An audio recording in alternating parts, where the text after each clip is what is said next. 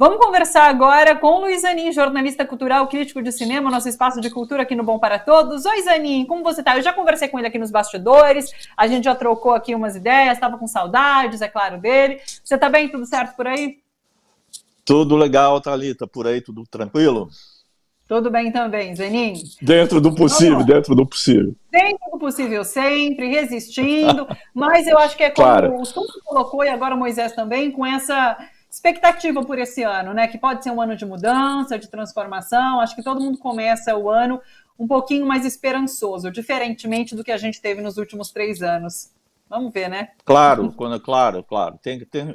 A gente tem que entrar na luta com otimismo, senão a gente não sai nem de casa. Né? Agora não sai mesmo, né? Porque essa Omicron tá pegando todo mundo, então a gente não sai essa mesmo. Tá pegando geral aí. Tá difícil a situação. Vamos lá, vamos começar então com os... deixa eu pegar aqui, quer ver? Com as estreias no cinema, né?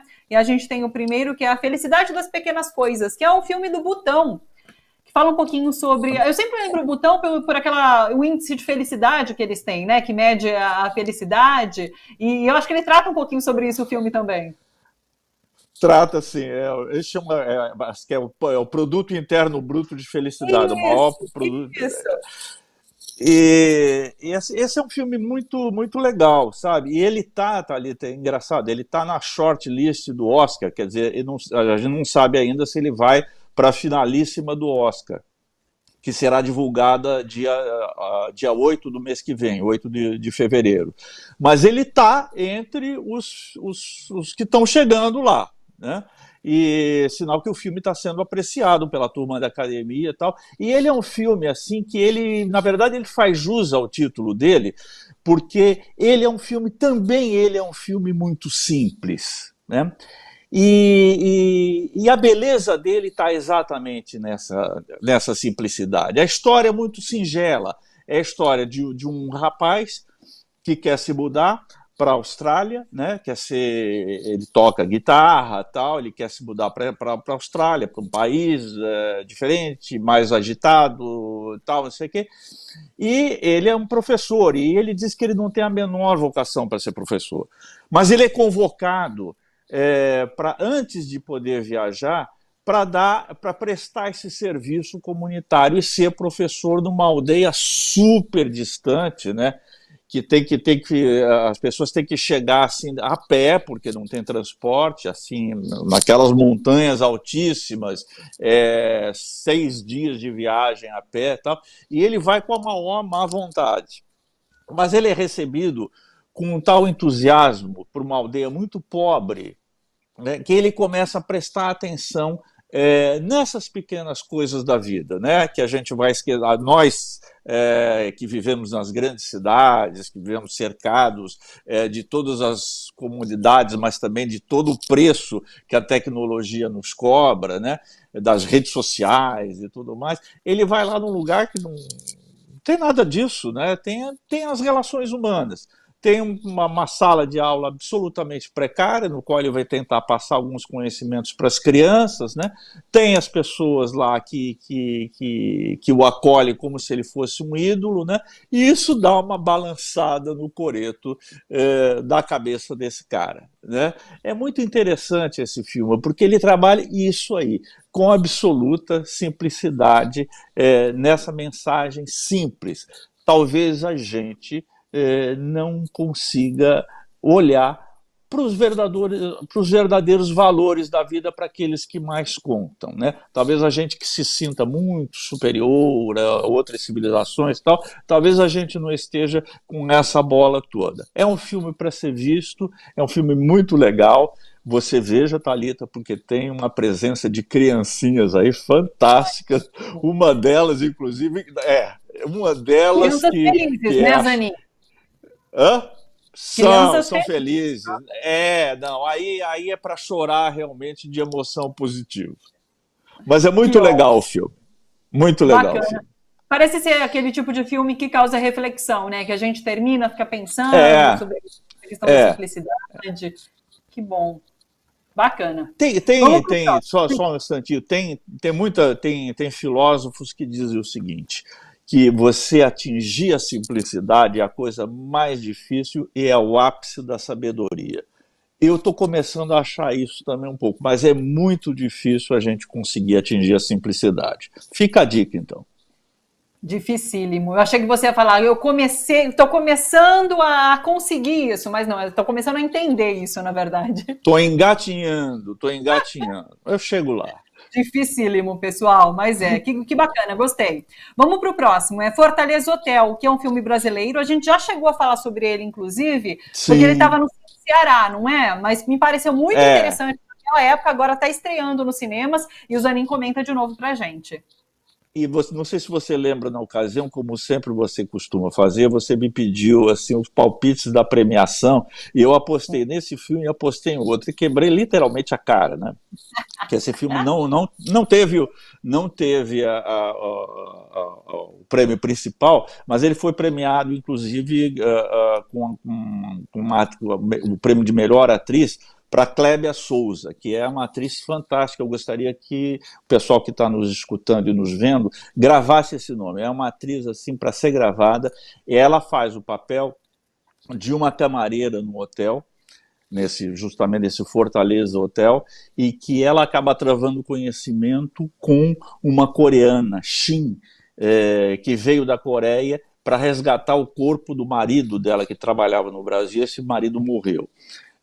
E elas acabam desenvolvendo um tipo de amizade complicada. Essa camareira, que se chama Pilar, que é interpretada pela Clébia, ela quer ir embora do Brasil. Ela está treinando o inglês dela precariamente porque ela quer ir para a Inglaterra, para o Reino Unido, acho que é para a Irlanda que ela quer ir, se não me engano. E ela está treinando o inglês. E essa coreana, ela precisa de uma intérprete para andar com os trâmites burocráticos para liberar o corpo do marido e trasladar esse corpo para a Coreia. E elas acabam tendo assim um relacionamento de amizade assim muito interessante, muito assimétrico, muito dificultado pela barreira de línguas, e é um mergulho também na realidade brasileira, porque esse diretor aí, Armando Praça, ele não barateia nunca a questão social brasileira. Então, a Fortaleza, a cidade de Fortaleza, que é lindíssima, uma maravilhosa cidade, ela aparece, mas não pelo lado de cartão postal. Os problemas sociais são expostos, e mesmo esse hotel onde a Pilar trabalha e onde ela conhece essa coreana, é um hotel super decadente no centro da cidade e tal. E o filme acaba sendo, assim, uma metáfora do nosso próprio país, né? Que tem os seus encantos, tem as suas belezas, tem um povo maravilhoso, mas tem também contradições terríveis, problemas sociais assim muito difíceis, e tudo isso aparece conjugado nessa história que é muito bem filmada e muito bem interpretada. Repito, as duas atrizes são ótimas, elas têm fazem um duo de atrizes assim muito bom, muito afinado, mas o destaque eu coloco para essa Clébia Souza, que é uma atriz assim a ser descoberta pela gente. Ótimo, estreou nos cinemas então, pessoal. A gente conversou quando ele estava no Cine Ceará, agora está nos cinemas. Isso. Vamos lá. O próximo é Spencer, que é a história da Lady Di, né? Agora, quando ela resolve, nesse momento emblemático, que ela resolve deixar ali o príncipe... eu esqueci o nome, é o príncipe William, né? Tomar o de realeza. Charles, o William é o filho dela, né? Tomar o de realeza. Príncipe Charles, esse momento que ela decide, um momento dramático da vida dela, e tem sido muito bem visto, né? O filme está sendo bem aclamado pelo que eu tenho lido. Você curtiu? Eu curti, sim. É um filme assim que sai totalmente do que você esperaria que fosse, por exemplo, uma cinebiografia chapa branca da princesa Diana, que afinal de contas teve uma morte trágica num acidente em Paris e foi uma pessoa super midiática, tal, todo mundo conhecida no mundo todo, super famosa e tal, super carismática. E esse filme, ele enquadra uma outra dimensão da experiência da princesa Diana, que é exatamente a vivência dela junto à família real, na qual ela sempre foi considerada como uma estranha que estava entrando ali, tal, não sei o quê, e nunca se adaptou aos hábitos, àquela formalidade rígida da realeza. Então, esse filme ele se coloca no ponto de vista dela, que vai passar um Natal na casa de campo com a rainha, com a família toda e tal, não sei o quê, e realmente é um filme de terror, porque adota o ponto de vista dela, ela fica aterrorizada com aquela formalidade, com aquela frieza da realeza e tal, e ela desmorona, ela sofre de bulimia, ela come em excesso, devolve a alimentação, é uma coisa assim terrível, ela está com os filhos e ela quer se libertar de tudo isso, né? Mas não é fácil, né? Então o filme acompanha esse processo mesmo, que ela vai ao fundo do poço e ela percebe que se ela não se libertar daquela condição, ela vai morrer, ela vai sucumbir. Então, esse filme ele pega por dentro essa questão da família real, da nobreza, tal, e da opressão, daquele excesso de formalidade, daquela frieza, daqueles gestos todos já codificados e tudo mais. Só uma nota, esse Pablo Larraín, ele é um cineasta chileno muito bom, ele tem uma filmografia já muito interessante, e agora ele está se ocupando das mulheres de poder, de mulheres que conheceram o poder. Esse filme é sobre a Diane, mas o filme anterior dele é sobre a Jacqueline Kennedy, se chama Jackie, que era o apelido da Jacqueline Kennedy, que é também muito interessante, flagra a intimidade dela, do ponto de vista dela, o que é ser uma mulher de presidente da República nos Estados Unidos, ter o marido assassinado e tudo mais. Assim, são cinebiografias de mulheres não mulheres comuns, né, mas mulheres que conheceram o poder, viram o poder por dentro e sofreram as consequências disso. É muito interessante, ele é um cara que filma muito bem, e ele consegue um rendimento assim muito bom das suas atrizes. Aqui quem interpreta a Princesa Diana é a Kristen Stewart, está maravilhosa. A Kirsten, inclusive, para quem não lembra, que começou ali na saga Crepúsculo, né? Crepúsculo, e daí, exatamente. Inclusive, ela ficou marcada lá na época por não ter uma atuação, por ter uma atuação meio morna, né? Todo mundo criticou bastante. E ela cresceu... porque aquilo é meio morno, né? Total. Aquilo é meio morno, na verdade... e às vezes estigmatiza algum ator, alguma atriz que começa com esse tipo de filme assim, de muito apelo popular, mas que não tem grande coisa a dizer, mas às vezes eles surpreendem quando enfrentam trabalhos mais exigentes e sobretudo quando têm a sorte de cair em mãos de diretores ou diretoras que conseguem extrair o melhor de cada intérprete, e é o caso aqui. Sensacional. Vamos para o próximo. Deixa eu ver quanto tempo a gente tem.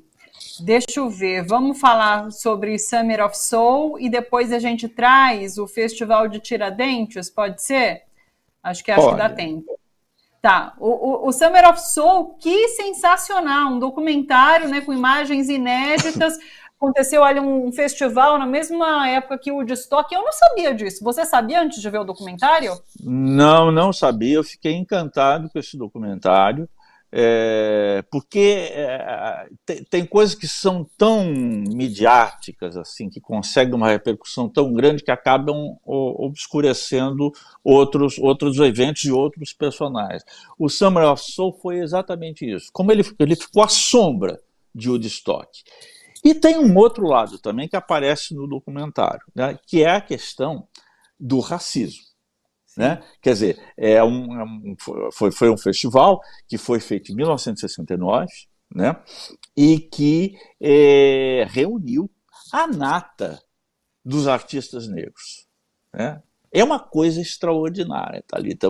Eu acabei o filme, de ver o filme, e eu falei, mas como é possível que tudo isso ficou sem nenhuma divulgação, sem nada? Porque tem artistas assim, Stevie Wonder, Mahalia Jackson, Mavis Staples, Nina Simone, para quem gosta do soul, para quem gosta da música negra norte-americana, que é extraordinária. Eu ouço todo dia, eu ouço um pouco, sabe? Sim. Não escapa. Está sempre no meu Spotify lá, eu estou ouvindo algum desses grandes artistas negros norte-americanos. Tá?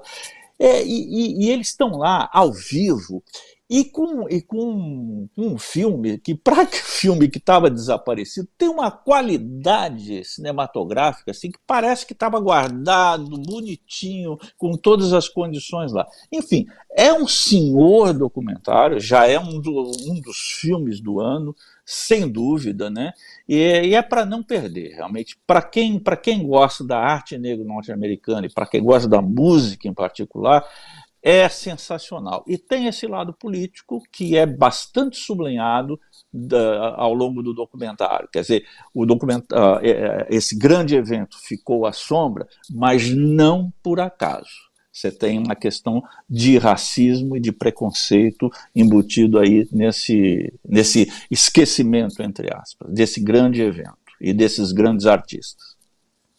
Nossa, até arrepia ver as imagens, te ouvir falando sobre. Que legal, que bacana. E agora, vamos ver, eu acho que deve ser o último. A gente fala sobre a Mostra de Tiradentes, que é essa principal vitrine independente do país, está sendo realizada online, grátis. Isso. A gente tem inclusive aqui o site mostratiradentes.com.br. Conta pra gente. Então, a Mostra Tiradentes, pessoal, é o seguinte, é a mostra mais importante do cinema brasileiro dito independente, é onde se ousa mais esteticamente, são filmes, em geral, de diretores jovens, há muita experimentação, há muito acerto, há muito erro, que quando você experimenta, você acerta e erro, né? Acerta e erra, o caminho para o acerto passa pelo erro, né? A gente tem que entender esses filmes também dentro dessa perspectiva, e é um festival que já revelou hoje nomes absolutamente consolidados na cinematografia brasileira, como o Afonso Uchoa, vários outros, que tiveram assim sua estreia, foram revelados pelo Festival de Tiradentes. Eu não posso dar dicas, eu já vi alguns filmes, mas eu não posso dar dicas assim antecipadas, porque a sistemática desse festival é o seguinte: o filme entra em cartaz e fica durante 24 horas disponível nesse site que você indicou. Então, a minha recomendação para as pessoas que gostam de um cinema assim, fora dos cânones batidos, fora da linguagem mais tradicional do cinema, tal, experimentem, entrem nesse site, descubram a programação do dia e deem uma olhada nos filmes. Tem a mostra principal, tem várias mostras no festival. Tem uma mostra, por exemplo, que é uma retrospectiva de um diretor de Brasília, que é o Adirley Queiroz, que é um diretor maravilhoso, ele tem filmes extraordinários. Ele já venceu o Festival de Brasília com um filme chamado Branco Sai, Preto Fica. Que é um filmaço assim, que já está na história do cinema brasileiro contemporâneo. E esse cara ganha uma retrospectiva lá.